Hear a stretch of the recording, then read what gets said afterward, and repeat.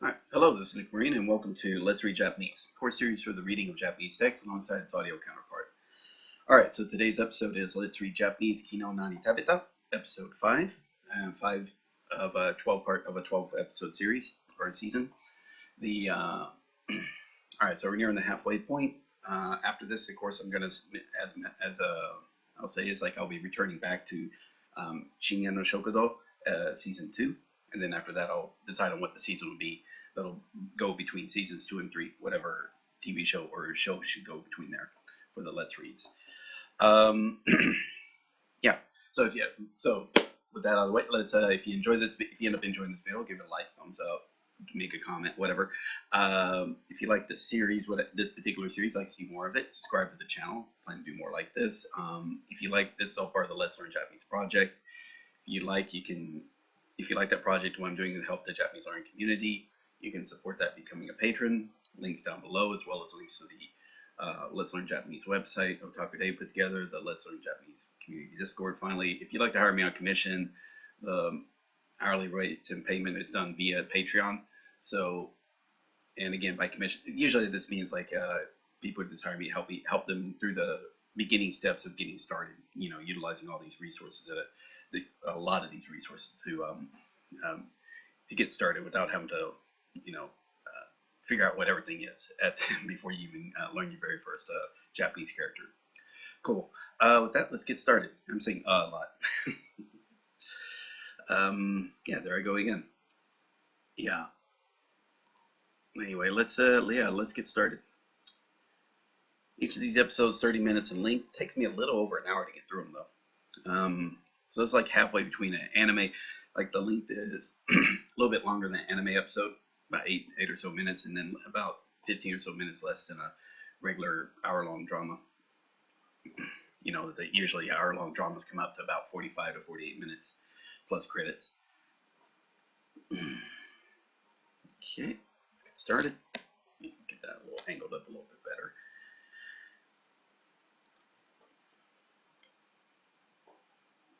Here we go.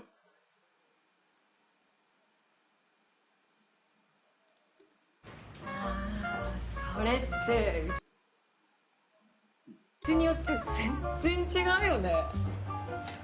うちは昔から塩だな。塩。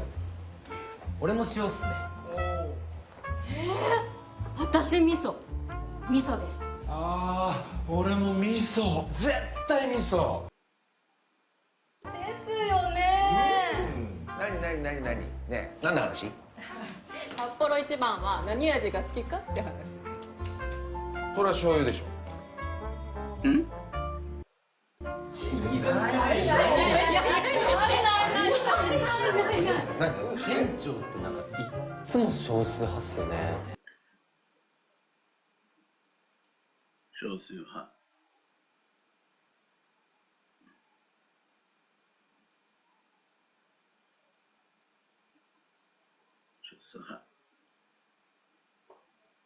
店長ってなんかいっつも少数派っすよね。少数派。なんでだよ。うちはさ、親父の代からずっと醤油ですけど。珍しい。いや、珍しくない。そっちだよ。変わり物。内視鏡でも。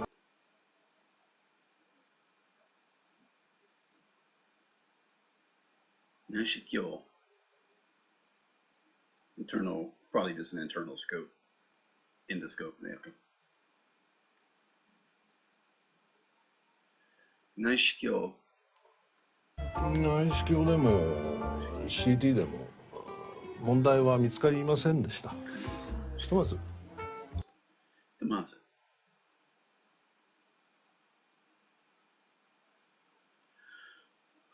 後のことはとにかく first things first or for the time being for a while. ひとまず安心してもらっていいと思います。ありがとうございました。本当にありがとうございます。手術したのは俺だよ。お母さんじゃないよ。ありがとうございました。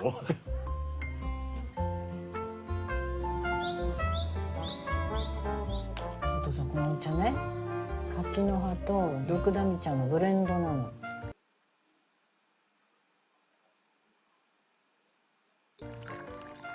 胃にとっても You hear that? 柿の葉とドクダミ茶のブレンドなの。 Layla, yeah, I didn't plan to take yesterday off, but I ended up inadvertently happening for reasons. 胃にとってもいいってテレビで言ってたから飲んでみてね。あ、いや、お父さんの手術のおかげっていうのもなんだけど、俺初めて夫婦っていいもんだなって思ったよ。史郎さん、そう思うならもっと真剣に考えた方がいいんじゃないの？今一緒に住んでる方、矢吹さんとおっしゃった？その方とは一生添い遂げるつもりでいるの？添い遂げる。夫婦として。Okay. Living together.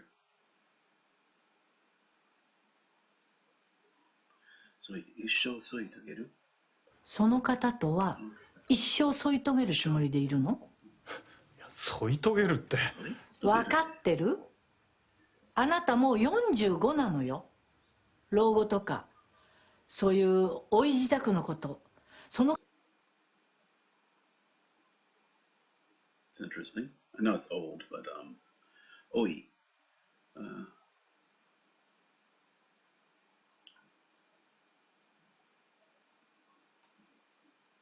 その方と老後とかそういう老い自宅のこと、その方ときちっと話したことがあるの？いや、ないよ。老い自宅ってまたすごい言葉だな。老い自宅。お父さん。何？お母さん一度ちゃんとあなたと話がしたいの。今年の年末年始は帰ってらっしゃい。分かったよ。年末年始。帰ったよ。ああ、帰りたくない。なんだよ、老い自宅って。自分たちがそういう年になったからってこっちにまで押し付けてくるなっての。自分たちがそういう年になったからってこっちにまで押し付けてくるなっての。そのくせ飯は高校生じゃないんだからっていうぐらい作るし。俺が45だって一番分かってないのはあの人だよ。正月はただでさえ太るのに余計食わされる。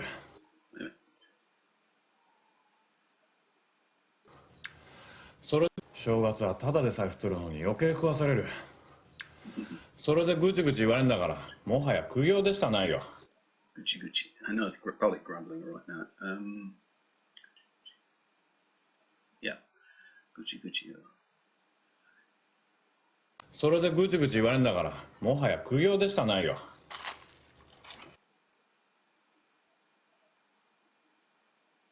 Complaints. Pain, suffering. Okay. Kugyo penance. Yeah, okay.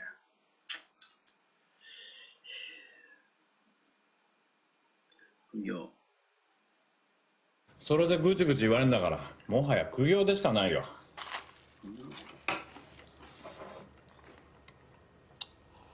I didn't notice what month the story was taking place in.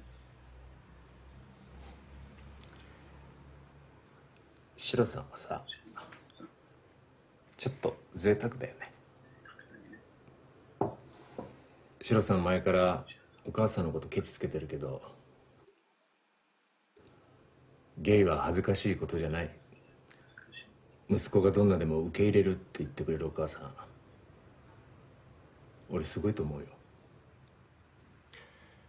一人っ子のシロさんがもう孫の顔は絶対に見せてくれないって分かってて、たとえ上辺だけでも。上辺。物事を、okay, seeing from the outside. 見える姿。I don't like surface outside appearance. 上辺だ。たとえ上辺だけでも理解のある言い方してくれる親にちょっとは感謝してもいいんじゃない？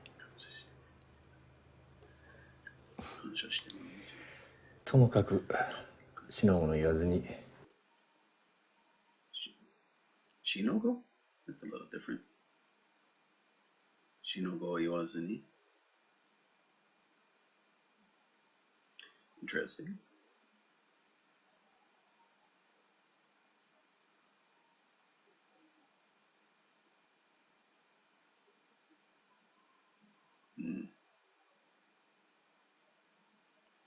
I recorded various things, talk about all the difficulties of stuff. Shinogo ni, Shinogo no. Okay, interesting. ともかくしのごの言わずに Shinogo no. お正月ぐらい実家に帰って少し親孝行してらっしゃいな。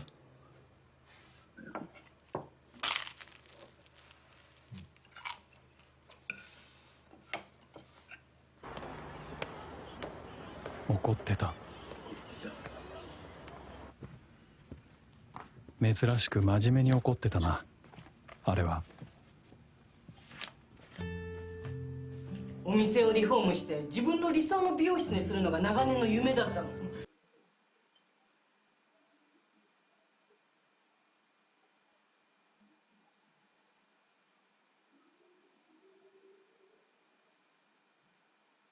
長年の夢。自分の理想の美容室にするのが長年の夢だったの。やっとの思いで改装資金貯めて。改装資金。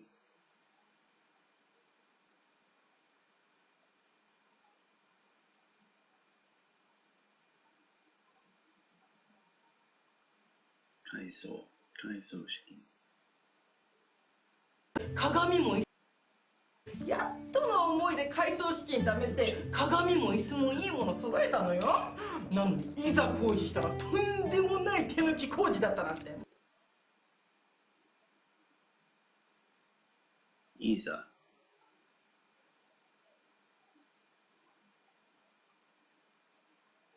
工事。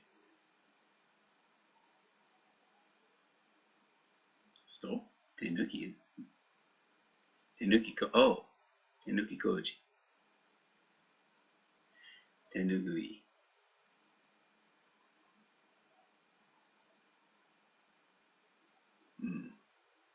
手抜き工事。とんでもない手抜き工事だったなんてひどすぎると思わない？ええ、早速建築士入れて店内拝見してきっちり損害賠償請求しましょう。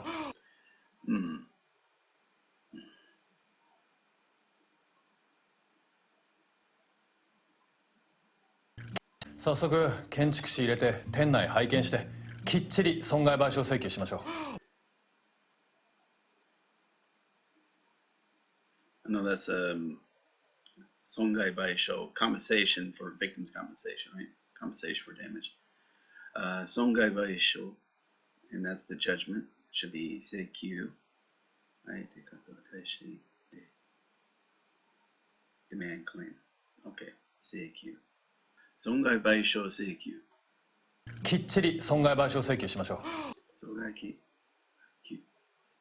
お正月に家族を呼んでお披露目パーティーする予定だったのに。お披露目。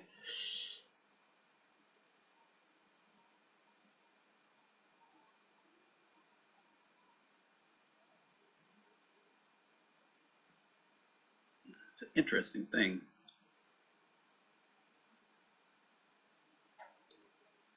呼んでお披露目パーティーする予定だったのに悔しい。甘い。両親も楽しみにしてたんですよ。だいぶ高齢なんですけどね。そういえば前にケンジのお母さんも美容室やってるって言ってたかな。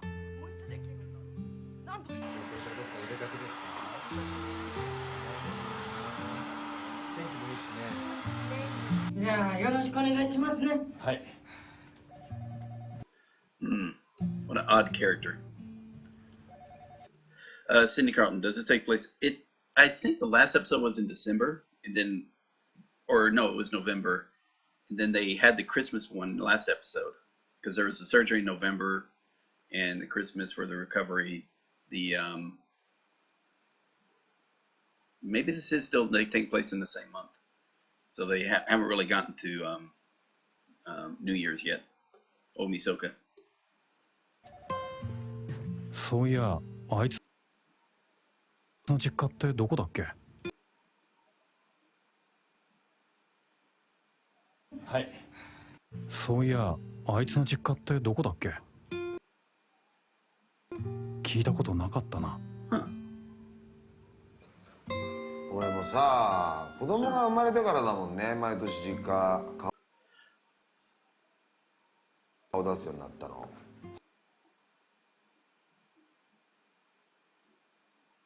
それまで He's kind of 俺も interesting. さ、子供が生まれてからだもんね、毎年実家顔出すようになったの。それまで長くフラフラしてたでしょ。そっか。まあ実家なんか普通は行きづらいのか。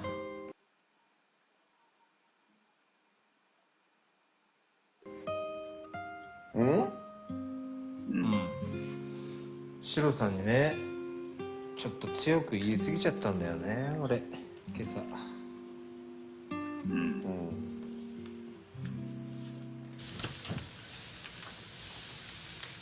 ただいま。おかえり。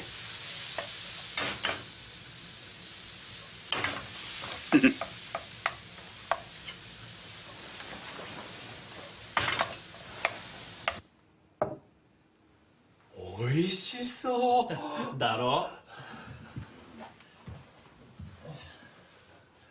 いただきます。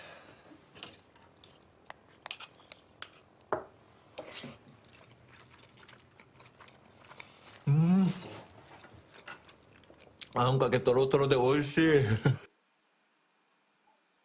あんかけ。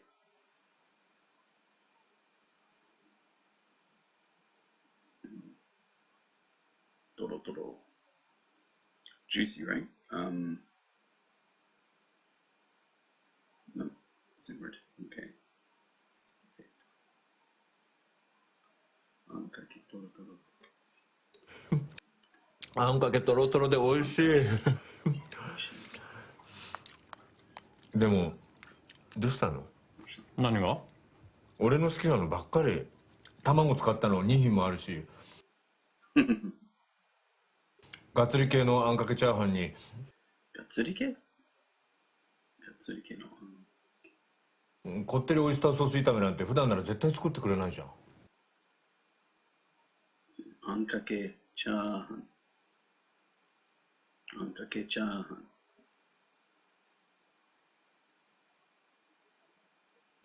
まあ普段ならこってりオイスターソース炒めなんて普段なら絶対。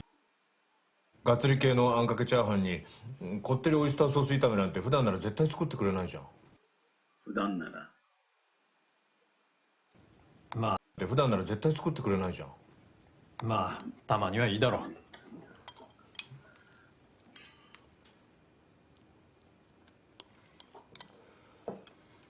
あのね、シロさん、今朝俺さ、大晦日家に帰ることにしたよ。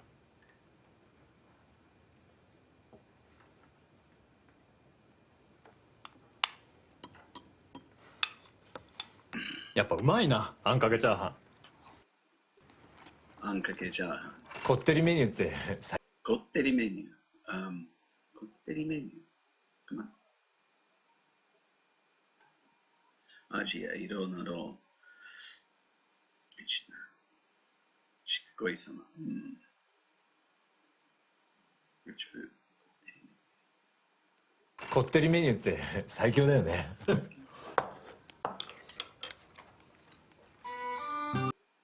Hey, Dr. Malone. Okay.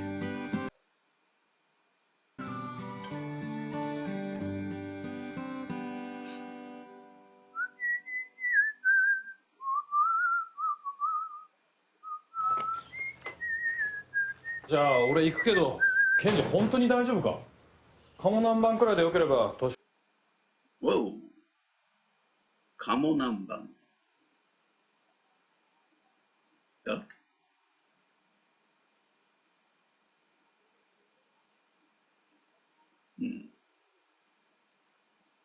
duck cut up with onions. Buckwheat vermicelli, duck meat, and onions added. Kamo nanban. Okay.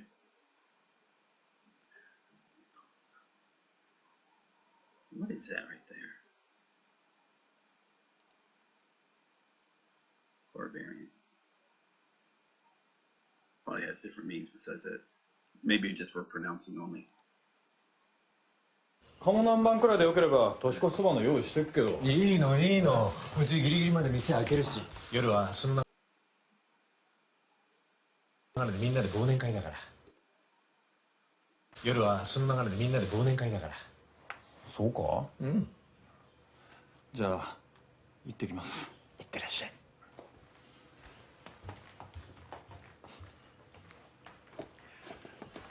さてと、仕事納め仕事納め。仕事納め。仕事納め。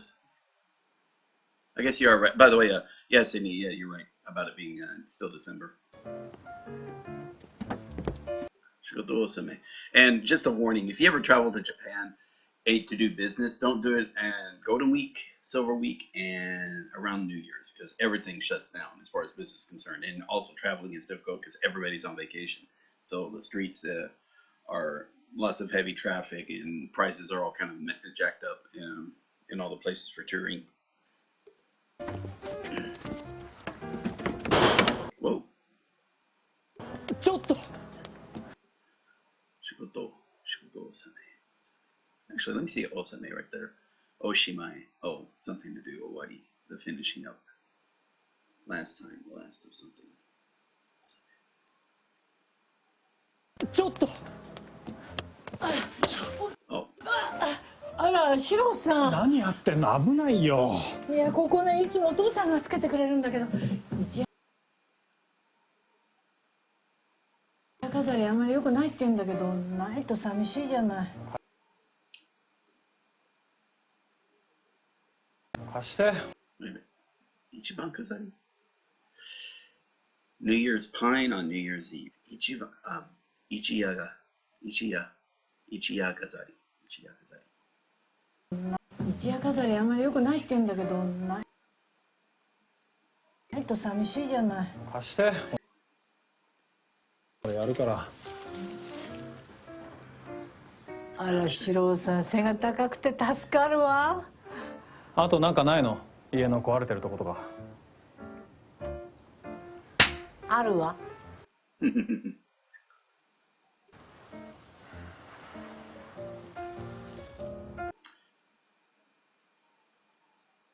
郎さん、もう少し右。こっち？そうそうそう、そこ。ああ、これで助かるわ。やっとつまらなくなった。あとね、2階の廊下の電気も調子悪いのよ。わかった、やるよ。お願いします。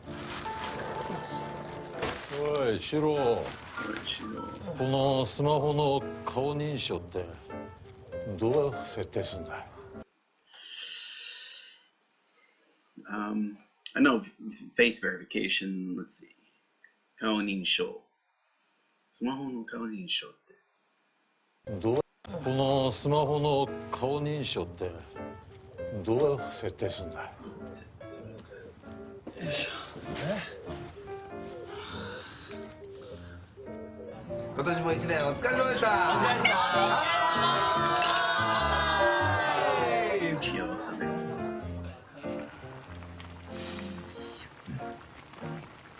やっぱり椎茸は出し。お、うまそうだね。お父さんまだくたくた煮たものしか食べられないのよ。あれ。くたく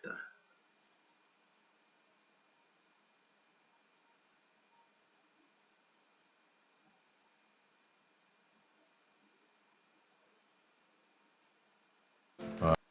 しか食べられないのよ。お父さんまだくたくた煮たものしか食べられないのよ。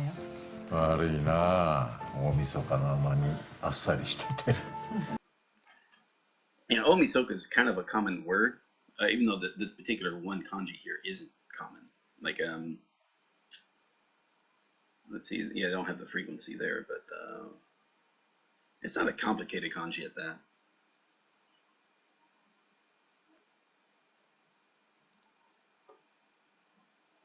悪いな、大晦日のあまにあっさりしてて。あっさり make sure about that. あっさりしつこかったりせsimply あっさり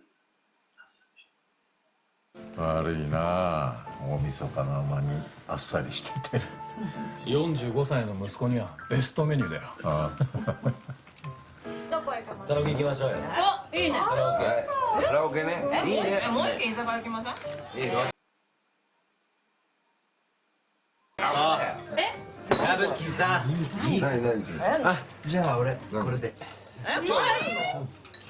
青木さん今日彼氏さんいないんでしょ？二次会行ってほらそのまま。みんなで初詣行きましょう。Okay. Make sure about something. 青木さん今日彼氏さんいないんでしょ？二次会行ってほらそのままみんなで初詣行きましょう。初詣 Okay. 初詣 I wouldn't have guessed that. モデル visit a temple. 初詣行きましょう。二次会行ってほらそのままみんなで初詣行きましょう。君らならいいけど40過ぎてオールは無理よ。いやゆうちゃんまた来年もね。いや俺も40。あ、じゃあ皆さん良いお年を。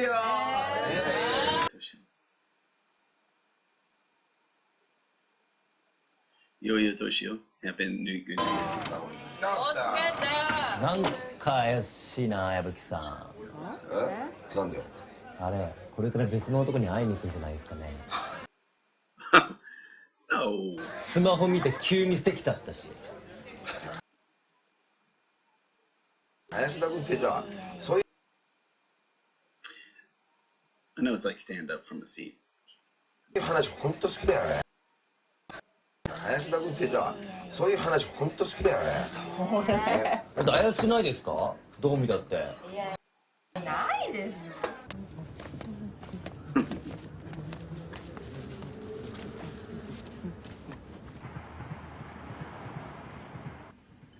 ケンチさんのみんなで話してからずっと食べたかったんだよね。よし、始めるか。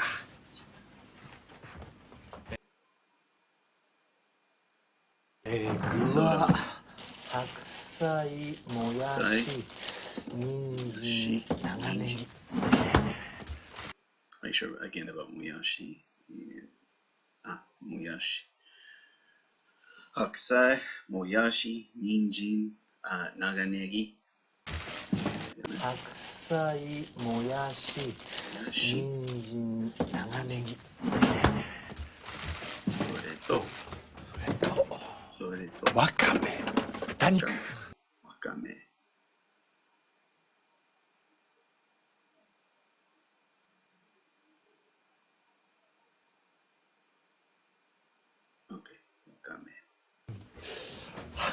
わかめ、豚肉。Okay, that type. わかめ。それと、卵。That's okay, わかめ。シロさんの料理は大好きなんだけど、やっぱ袋ラーメンだけは自分流に作って食べたいんだよね。Yeah, and the talking to himself in the kitchen, I can believe that being. I don't do that, but my mother-in-law does. She talks to herself a lot in the kitchen. She has like almost like a full-on conversation with herself. It's just her thing. So I can believe like something like that happening. Whereas in the other character you see with Shiro, he just has internal thoughts. So he's starting to think in what he's doing, but it's not like talking out loud.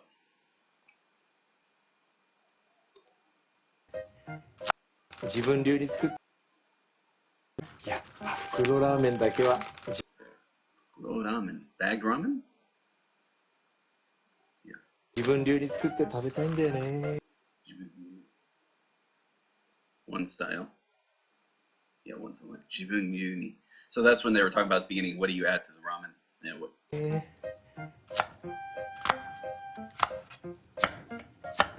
There's the ninjin, akusai, butaniku. 次は半熟卵だな。Half-boiled or soft-boiled eggs, hanjuku tamago. Yeah, soft-boiled hanjuku tamago. 次は半熟卵だな。半熟卵だよね。これはシロさんに教わったんだよね。少し水を入れた茶碗に卵を割り入れてふんわりラップして。ふんわり Gently. ふんわりふんわりラップしてレンジで40秒。ああ、そうそう、君を箸でつついておくんだった。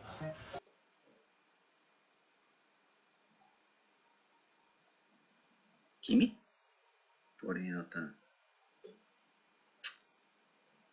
The yellow part? The yolk. 君を。ああ、そうそう、君を箸でつついておくんだった。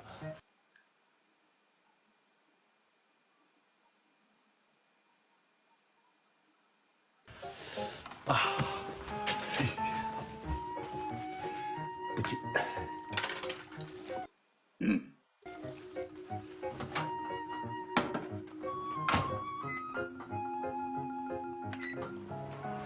こうすると爆発しない。Yeah. まあ時々するけど。I don't know. I've never prepared the egg like in that manner, but seems simple enough. 次はなんだ？あ、わかめか。Did he put it in for too long?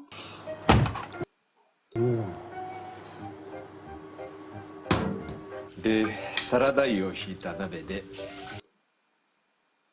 So the plastic of the wrapping popped. Where are we at? で、there we are. サラダ油をひいた鍋で豚肉、人参、白菜の順に炒める。白菜の順に Let's see if that one is.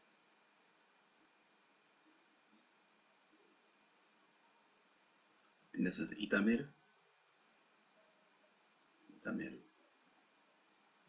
豚肉、人参、白菜の順に炒める。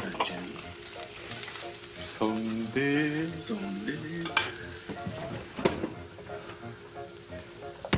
禁断の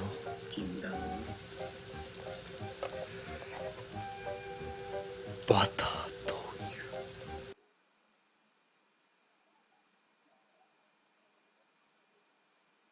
Forbidden? Prohibition. Yeah. 禁断のバター。禁断の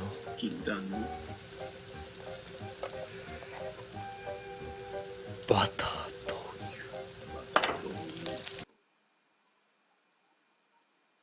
豆乳。Throw in.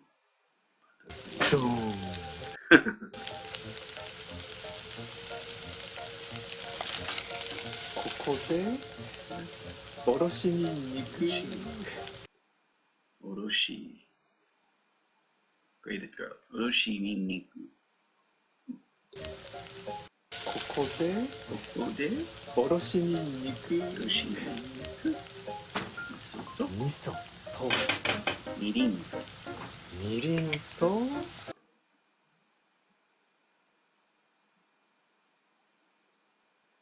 Sweet and sake. Okay. みりんと鶏ガラスープもちょこっとずつ足す。鶏ガラスープ Chicken broth. 鶏ガラスープもちょこっとずつ足す。ちょこっとする。ちょこっとちょこっとずつ。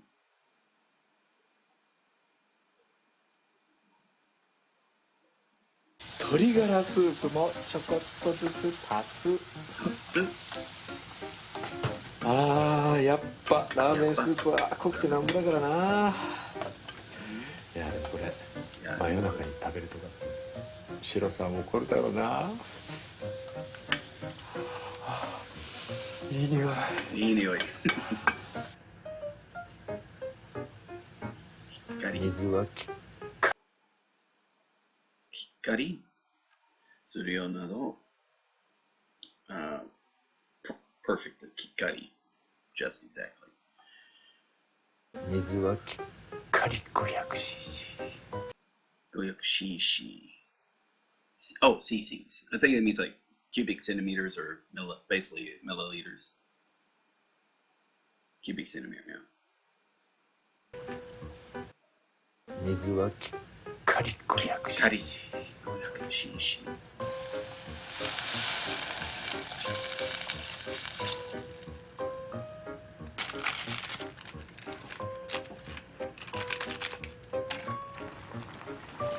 沸騰したら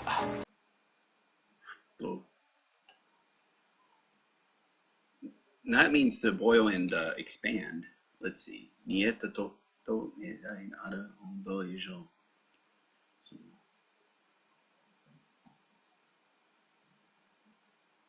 Boiling. 沸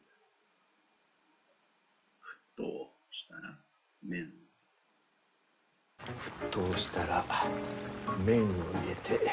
Okay, so when it starts to boil, 沸騰したら麺を入れて put in the ramen. Now some people break the ramen up a little bit before putting it in like that. You know, make it a little easier to. まず2分。ここからは何があってもノンストップだ。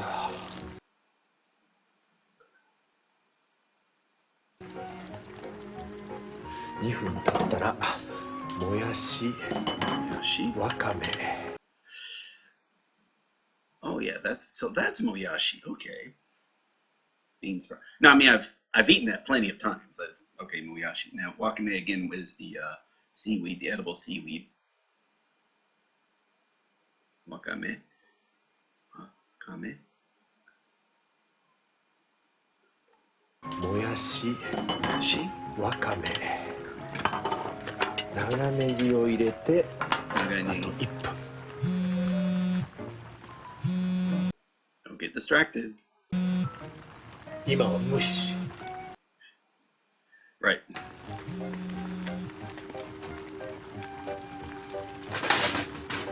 That's my problem, by the way. I'll mention is like for cooking, my it's very dangerous. Like because I get distracted super easy. So like cooking, like if I'm waiting for something, I might completely forget that I'm cooking, and yeah, definitely would cause something to happen. That's one of my bigger worries when it comes to cooking.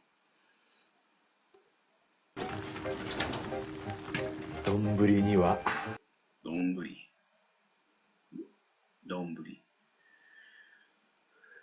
汁から先に入れて。It looked like he had sesame seed at the bottom. 丼には汁から先に入れて最後に半熟卵をのせて胡椒を一振り完成。 And there you go. It's like that looks really good. I mean, I'll be honest, yeah, it looks really, really good. いただきます。 All right, we can speed through this. But yeah, he's eating it hot. Slurping is fine. You want to eat it before the noodles absorb too much of the water.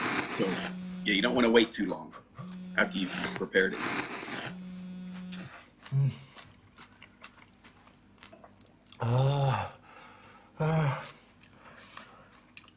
麺の茹で具合も白菜のくたくた具合も。麺の茹で No, that's like boiling. 麺の茹で具合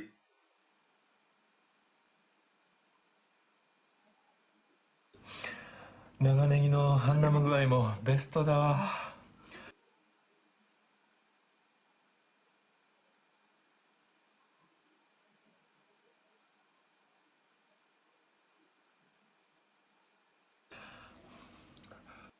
長ネギの半生具合もベストだわ。半生 half life.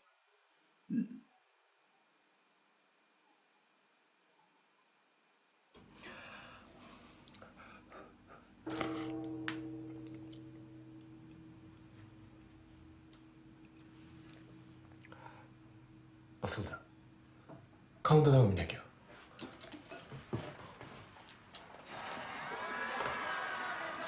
みんな頑張ってる。かわいい。And yeah, that'll be like from like 6 o'clock, maybe even longer, like, but 6 and even like we've gathered like in friends or family or whatnot, and just on TV, play the TV because it's like all sorts of entertainers and celebrities is singing and doing performances all up into the, you know, New Year hits and then after. でももうこんな若い子たちと付き合いたいとか思わないんだよね。And then what we'll do is like, you know, if we're at in our building and whatnot, we'll head up to the top floor and watch the fireworks from there normally. Although,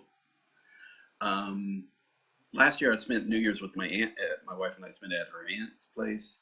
The year before that, we did do it from a boat on the lake, in the sea, to be able to see the fireworks from a boat, which was kind of cool. But usually it's we'd had sort of like was doing it from, you know, again, invite people over to our apartment, celebrate the New Year, and then go up to the floor, watch the fireworks, and after that maybe go to a you know, an after party at a bar or some at a nearby bar or something.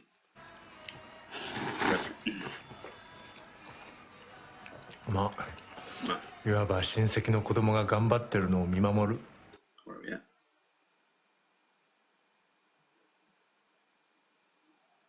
まあ、付き合いたいとか思わないんだよね。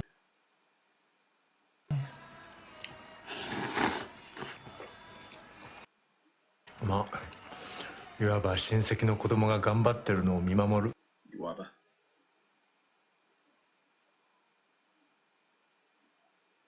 That is to say. まあ、いわ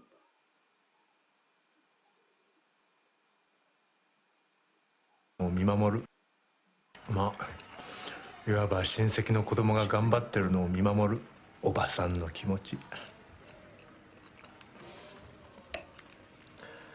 大好きな札幌一番味噌ラーメンを食しつつ、可愛い男の子たちを鑑賞してと。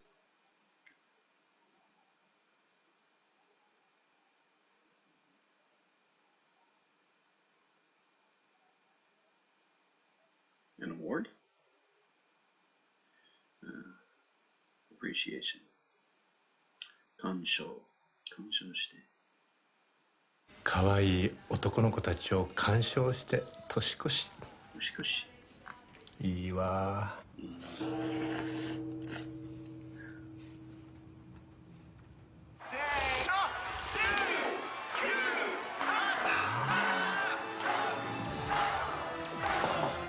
Ah, so they don't say 7, I guess. Let's say that again.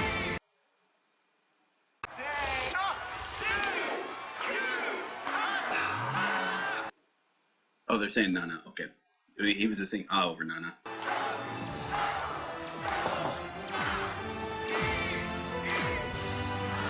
Happy New Year!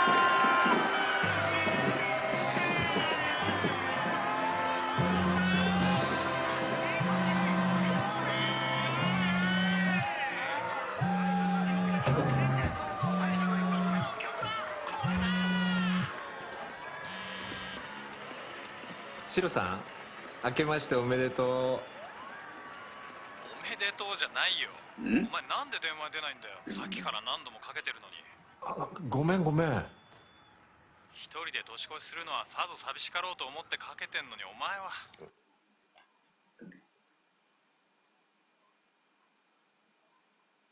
さぞ寂しい。一人で年越しするのはさぞ寂しかろうと思ってかけてんのに、お前は。札幌一番食べてた。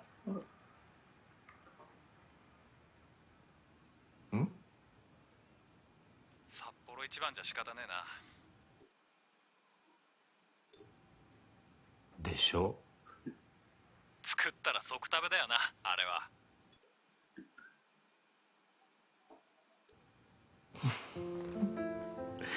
わかる？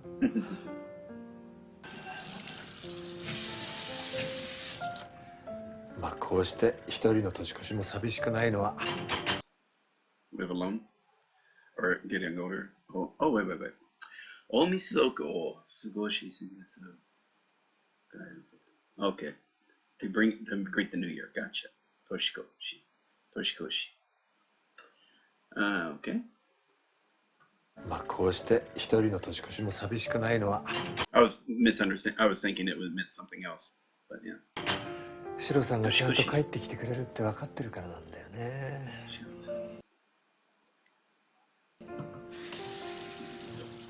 分かってるからなんだよね。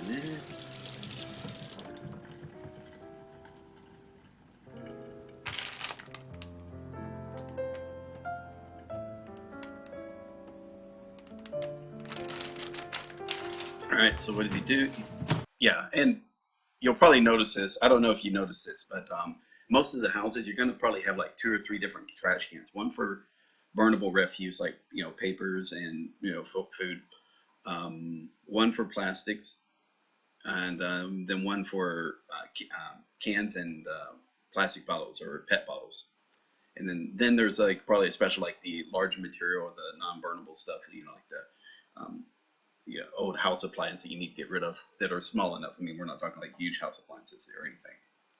Those would be like every other week you might be able to throw those out. But yeah, so every week, normally it's like for us, it was like burnables is twice a week, plastics is once a week, and then cans and PET bottles are once a week. And it's just easier instead of like trying to separate. Just have 3 trash cans and just throw away in the right trash can. You hear people complain about it from other countries that have to come to Japan because they're kind of a bit more of a strict recycling rules. But it's not that complicated. Just have 3 small, instead of 1 big trash can, have 3 small trash cans. Just make sure to throw away in the appropriate bag, and you don't have to think about it after that. I mean, there's nothing to really separate. You don't even separate your garbage. You're just throwing away the garbage where it should be at. That's all.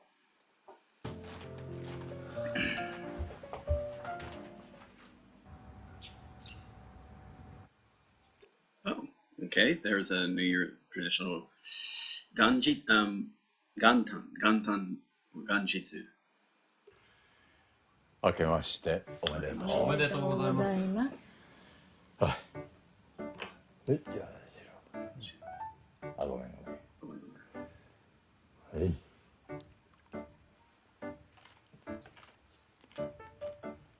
シロさん、おせち残ってもあれだから。おせち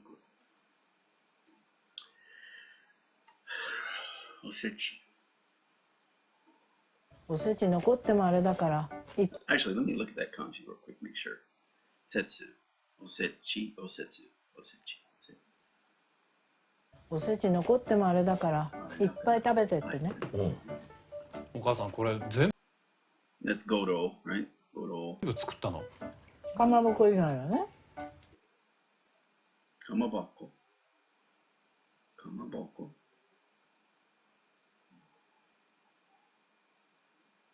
Okay. Everything but the kamaboko. Okay. かまぼこ以外はね。That's the one where you'll see it the fish base, but it's kind of have like the pink and the white in a little circular pattern. You just slice up the little discs, to serve. It tastes okay. すごいな。Yeah, so that part right there should be the kamaboko. この黒豆なんかつるっと綺麗に仕上がってる。I mean, black bean, kuromame.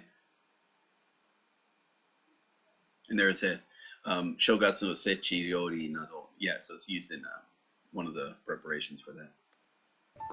この黒豆なんかつるっと綺麗に仕上がってる。つるっと、つるりと、つるっと、綺麗に。この黒豆なんかつるっと綺麗に仕上がってる。栗きんとんもいい色だね。黒金, then again, that's chestnut. That should be that part right there is kurokin. Kurokin ton. Sweet mixture of boiled and mashed chestnuts. Kurokin ton mo. 栗きんとんもいい色だね。 Kuri? Yeah, kuri. Kurikin ton. 栗きんとんも Let's see if we got king tone there. Kurikin ton. もいい色だね。栗きんとんもいい色だね。昔からそうじゃない。昔からそうじゃん。そっか。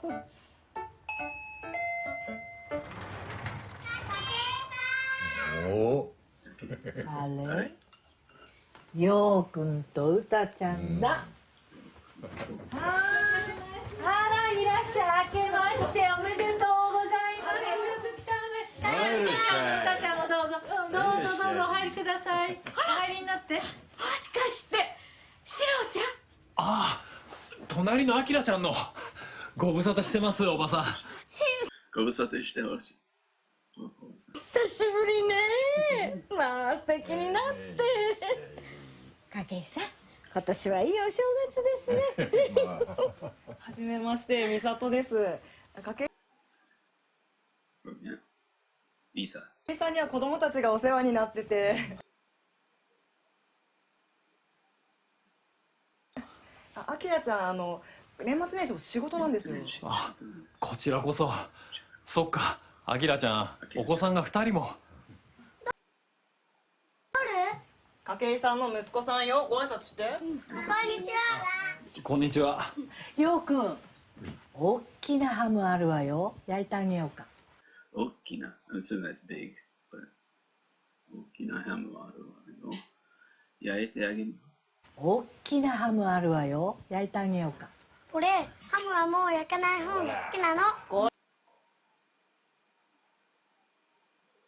ほら陽介。あ、そっか。じゃあ切ってあげるね。あ、そっか。そうそう、久江さん、いつも同じもので悪いんだけど。Hisae san. Should be right there. Hisae. Yeah, Hisae, that one. Hisae san.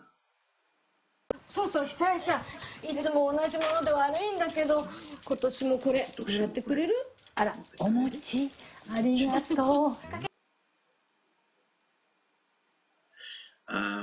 Omochi. So that should be like a gift, right?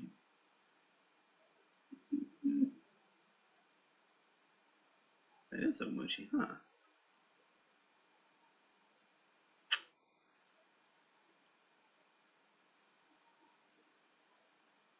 あら、お餅ありがとう。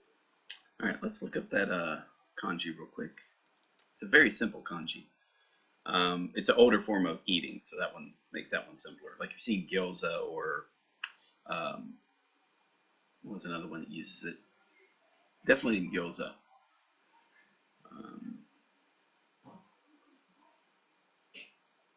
Yeah, it's the same mochi. Okay. Okay, that is not a complicated one. No. どう？筧さん、トイレ借りるね。おお、行っといて。美味しいのよね。どうぞどうぞおかけになって。買って知ったる家って感じだな。買って知ったる。うん。歌子は。歌子は。歌子は虫歯一本もないんだよ。歌子は虫歯一本。おお、すごい。歌子は虫歯一本もないんだよ。おお、すごいな、偉いな。ああ、本当だ、全然ないや。何枚召し上がりますか2枚くらい。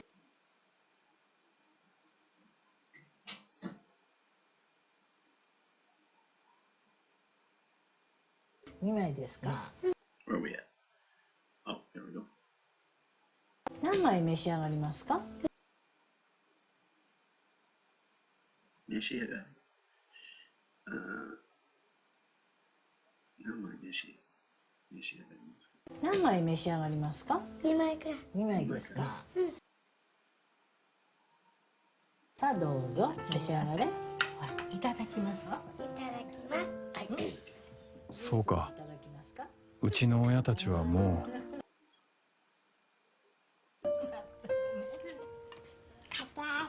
う孫の代わりにお隣の子供たちを可愛がることに決めたんだ。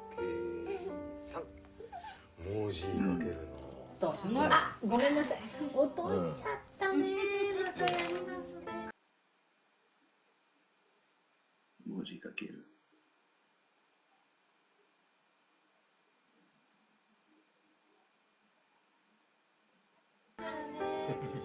文字。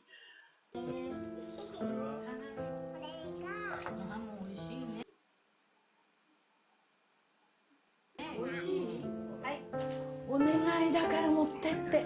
年寄り2人どのぐらいの量食べられるかなんて想像つくでしょ。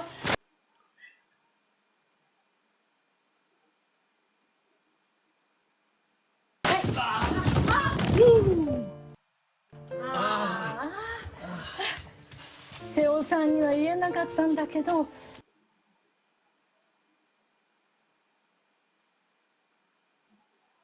瀬尾さんには言えなかったんだけど、去年いただいたのがまだ冷凍庫に残ってるの。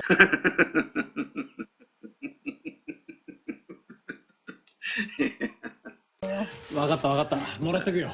そう、じゃあこの紙袋に入れてね。今日はいろいろとありがとね。あっちこっちも直してもらっちゃって。あのさ、結局おい自宅の話してないけどいい？ああ、もう分かってるでしょ。あ、栗きんとん忘れてるじゃない。栗きんとん。栗きんとん。And again, it does taste good. 栗きんとんよ。あれ？タッパーに入れといたんだけど。あら。どこ行っちゃったな。ないわよ。どこ行っちゃった。うん。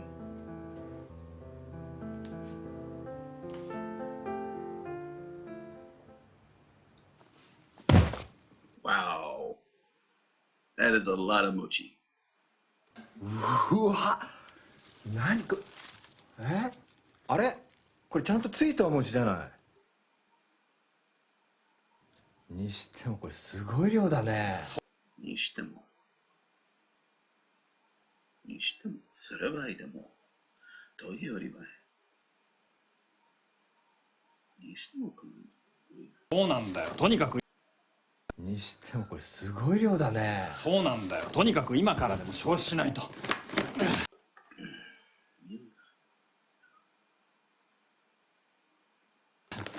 消費するの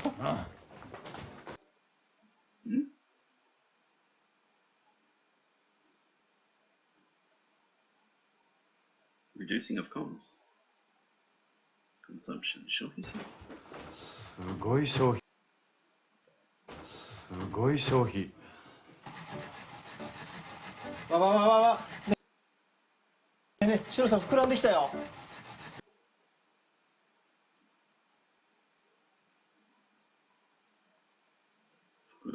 right? 膨らんで。よし、こっちもわ。ねえねえ、シロさん膨らんできたよ。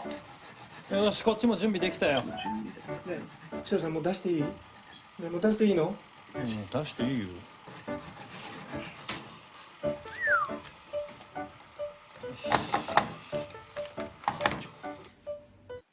Okay.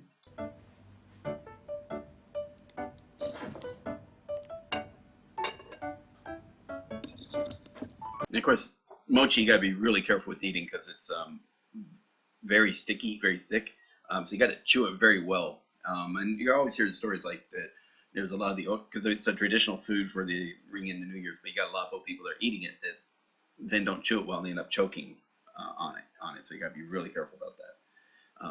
Both do a small amount, chew well, then swallow. But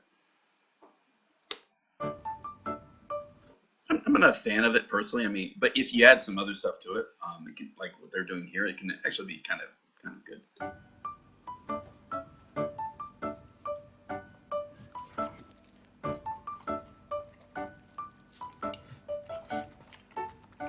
辛み餅大好きなんだよね。お餅柔らか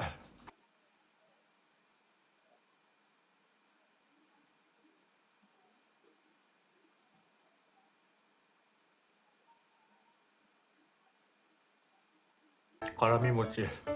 辛み餅。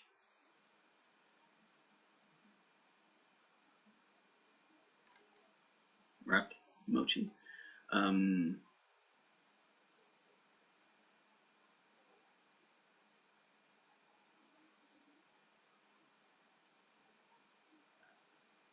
Kanami mochi. I'll tell you what, let's look up real quick.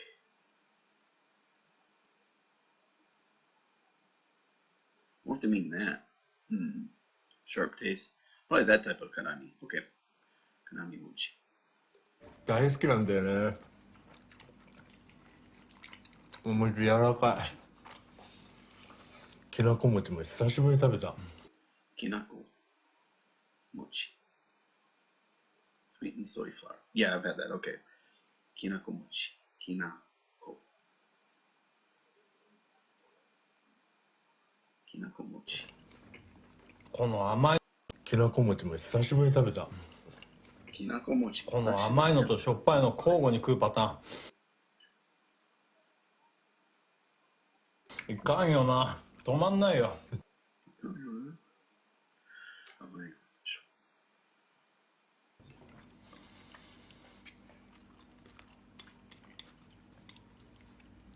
帰ってよかったよ、実家。うん。分かったよ、いろいろ。俺もよかったよ。一人札幌一番味噌ラーメンめちゃくちゃうまかった。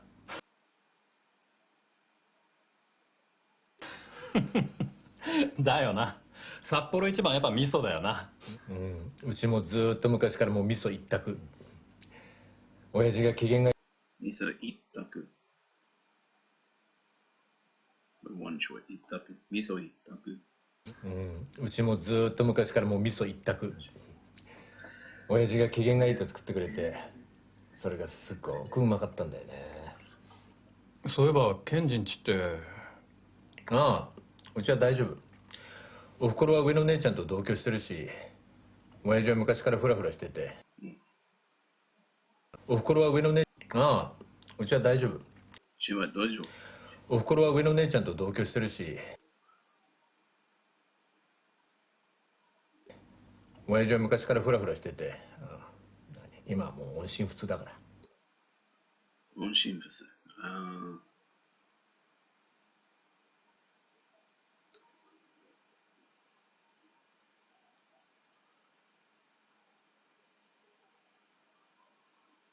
No, don't normally visit or call on. Break contact. 音信不通。音信不通。今はもう音信不通。今はもう音信不通だから。え？ああ、全然そんな別に暗い話とかじゃないから。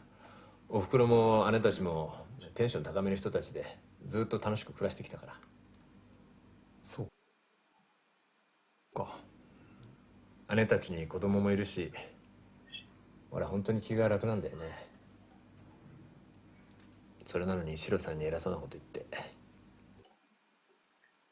Yeah, you do hear that within oyakoko, like the obligation of children to the parents, and you kind of hear it in these dramas, like the feeling like you need to give, have children just for the sake of your parents. Sounds kind of odd, but you do hear it pop up in dramas, and yet again, it's a reflection of truth, reality as well. Even though, again, in Japanese society, when they say about the declining birth rates, part of it is just the economy.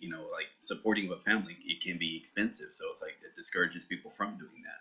So they tend to prefer not to even have children, among some other reasons as well. But usually finances and the time needed to be involved with the family. If that's not there, that can help.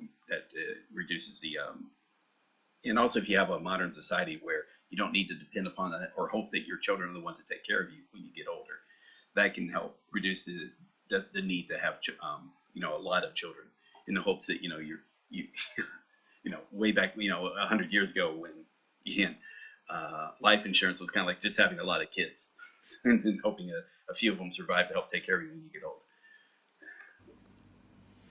ごめんね。そうだよ、お前。隣んちの子が来た時の俺の居心地の悪さ想像してみろよ。もう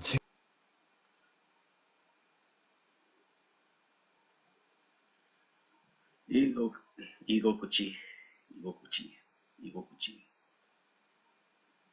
隣んちの子が来た時の俺の居心地の悪さ想像してみろよ。もう地獄だったよ。シロさんの顔目に浮かぶ。顔目に浮かぶ。シロさんの顔。シロさんの顔目に浮かぶ。目に浮かぶ。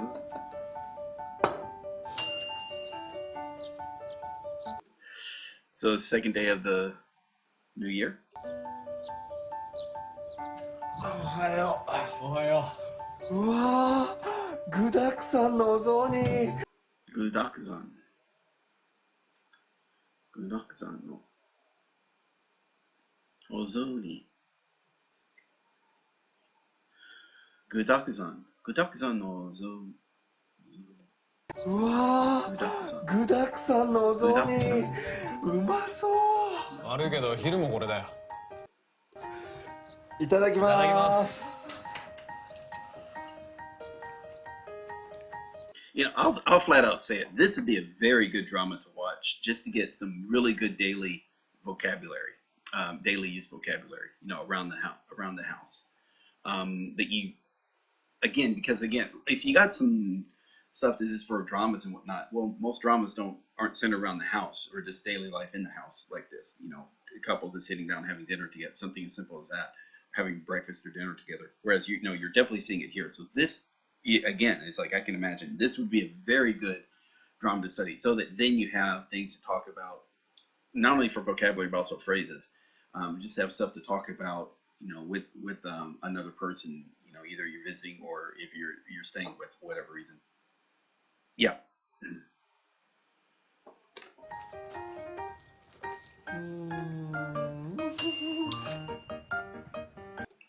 Natto and mochi. And it looks like the fish, I forgot the name of the fish right there, sake.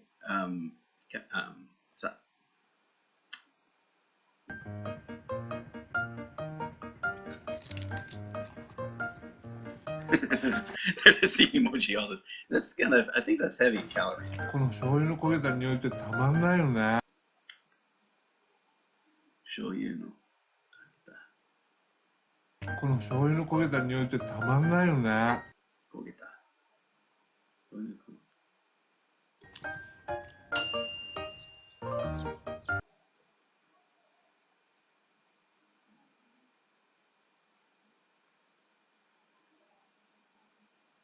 Let me hear that one more time. この醤油の焦げた匂いってたまんないよね。たまんないよね。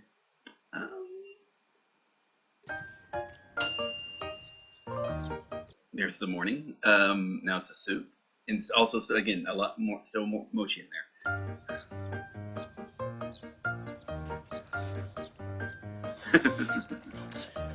いつものシンプルな関東風のお雑煮も好き。いつものシンプル。関東風。Like Kanto region style. 関東。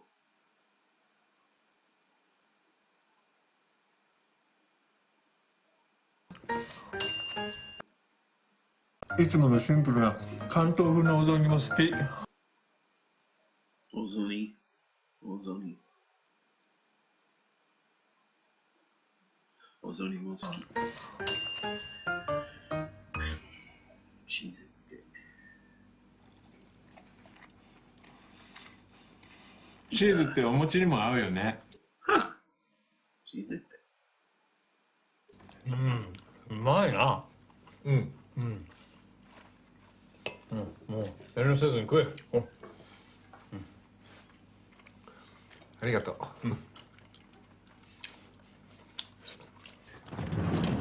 Jesus.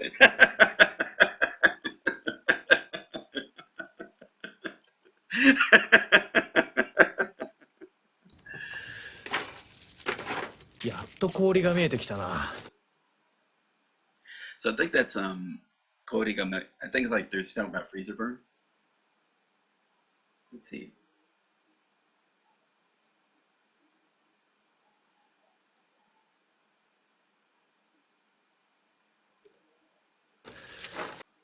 やっと氷が見えてきたな。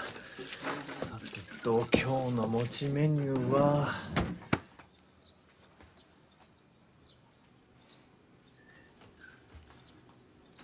お願い、シロさん。パン食べさせて、パン。あの憎い女の店のでいいから。餅以外の炭水化物が食べたい。Anything but mochi. Tansui kabutsu.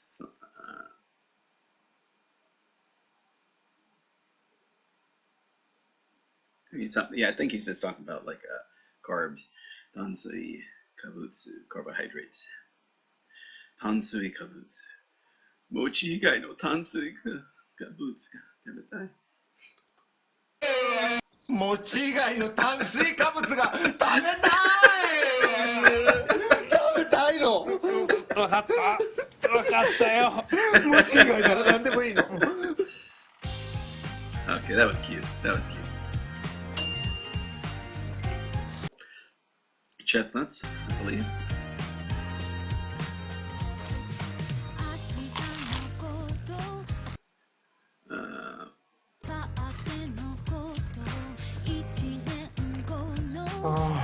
Rum. パンってなんて美味しいんだろう。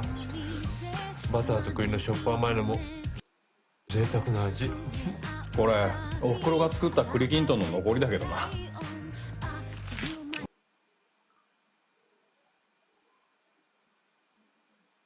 栗きんとん。美味しいよ。甘すぎなくて。また来年も食べたいな。言っとくよ。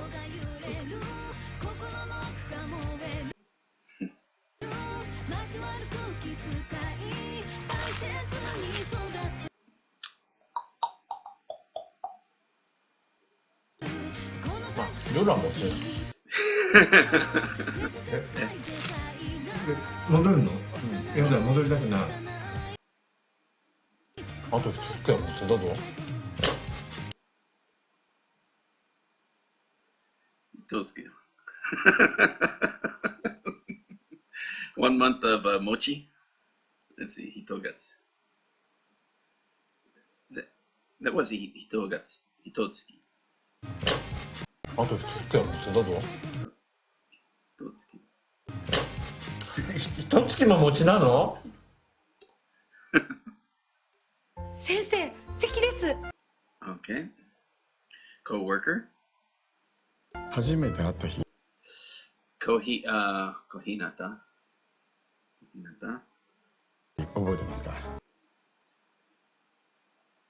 油断するとパクって食われちゃうよ。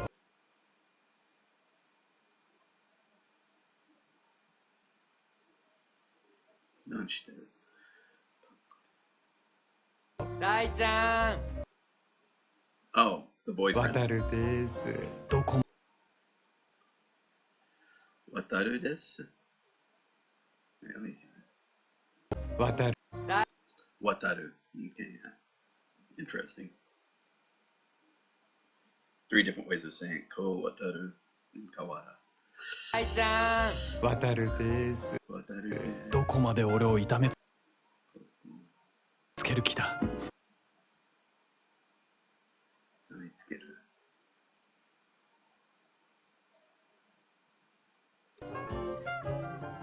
どこまで俺を痛めつける気だ。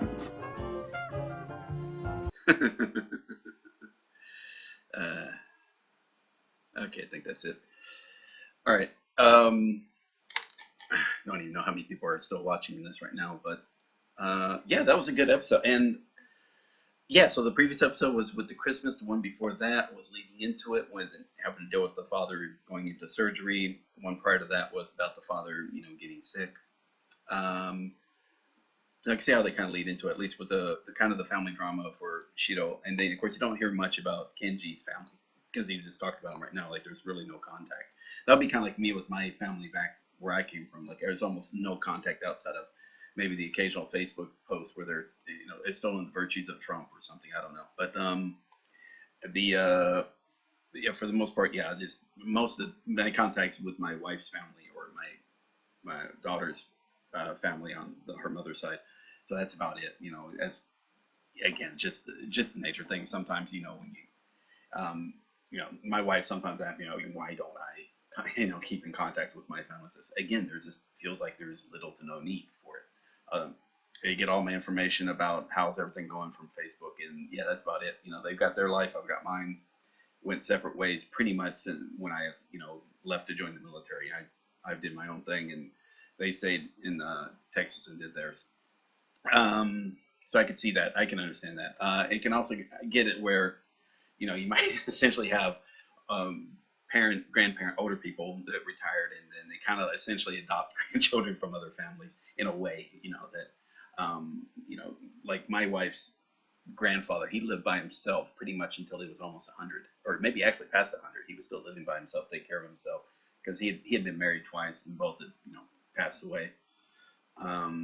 So yeah, twice a widower. But even his daughters who are like in their 70s would still occasionally come by and help him out a little bit. But for the most part, he took care of himself until he had a stroke. Then they were pretty much having to almost like take turns taking care of him. It's mainly the daughters. There was one other daughter and two other sons, but I don't think they were helping out with taking care of him like that.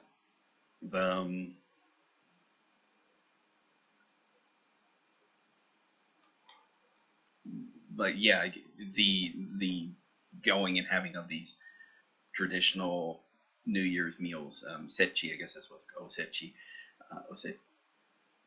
sechi, I think that's what it was called. Then yeah, that I remember like when I worked at one company and the boss would kind of give a big bag of, again, I'll say, just here's the year-end bonus, here's the bag full of all the traditional foods. My wife was kind of happy about it because yeah, it was like a really good gift because it was going to be prepared anyway. And so yeah, I remember eating all these foods. I mean, I just didn't know the names of it. I never bothered to really learn the names of it.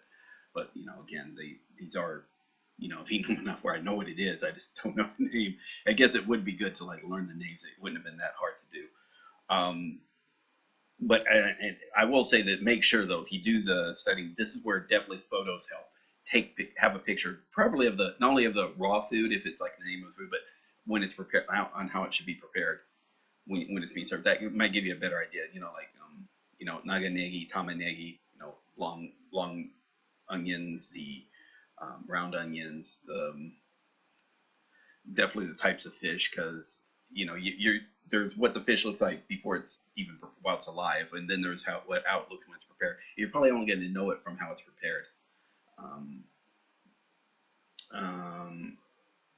Which could be a good idea. And again, this isn't too complicated.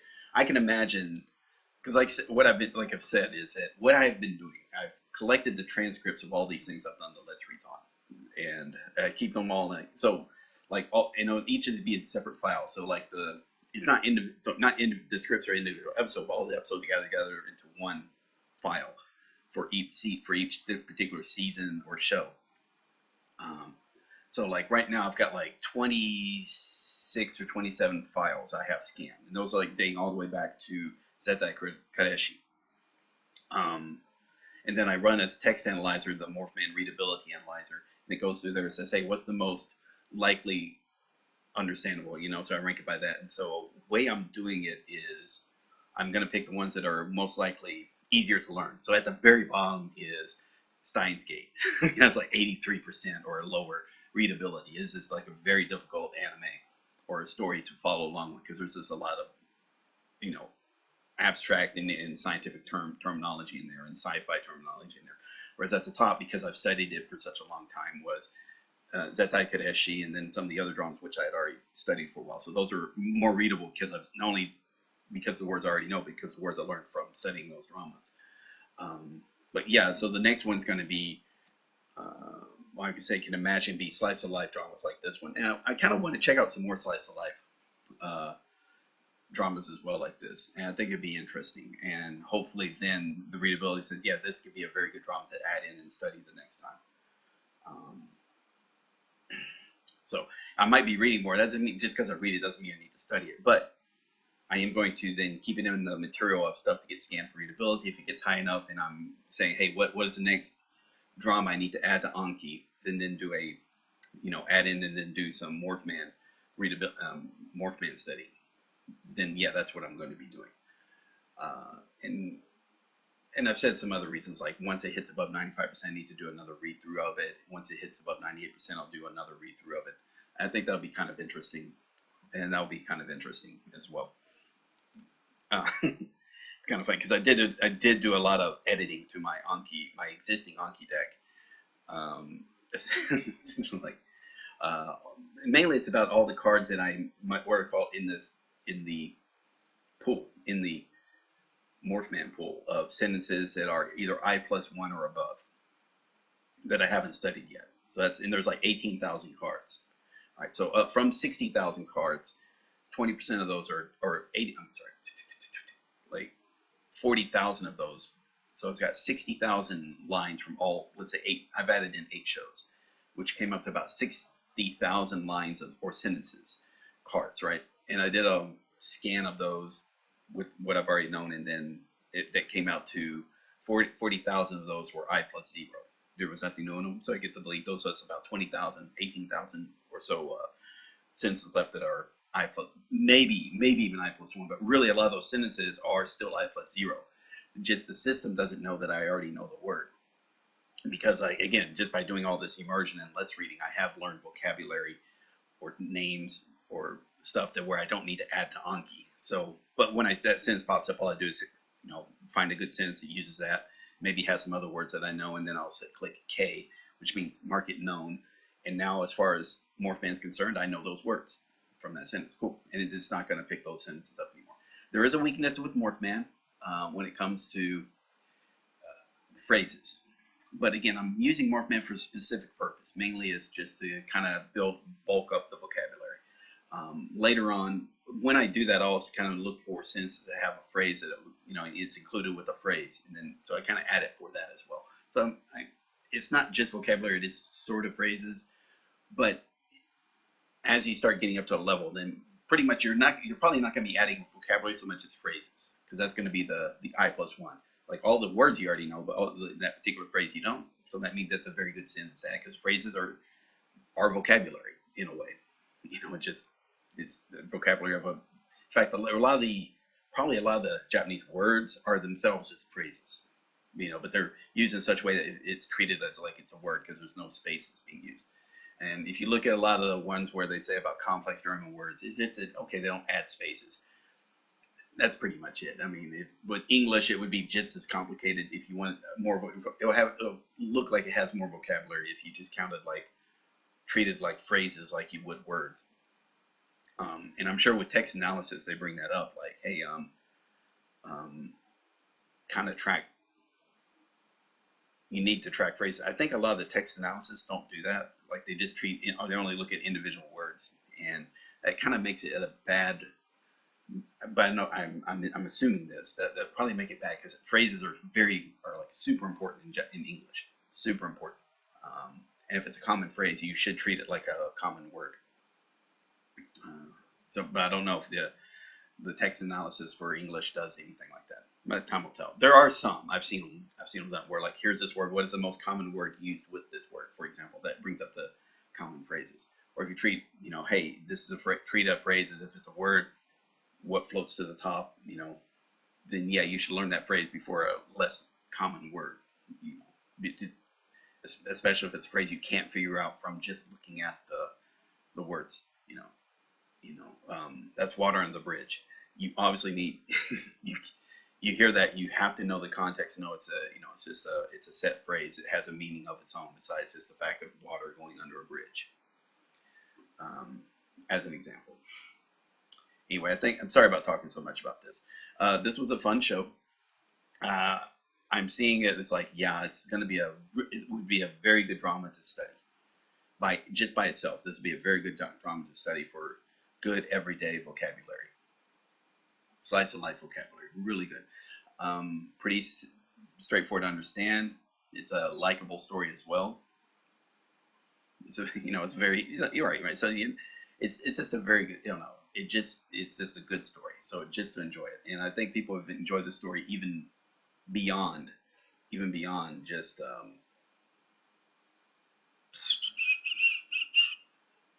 those that were like learning Japanese. I mean, I think, I don't know. I mean, it's not translated here on Netflix, but I'm sure if they ever add English subtitles, it'll become a lot more popular in Netflix. Yeah. And there's a subreddit already set up for this particular drama, so I plan to post to that one once these videos start. Like I think it starts tomorrow. This particular series starts showing up on the rotation for becoming public. Speaking of which, put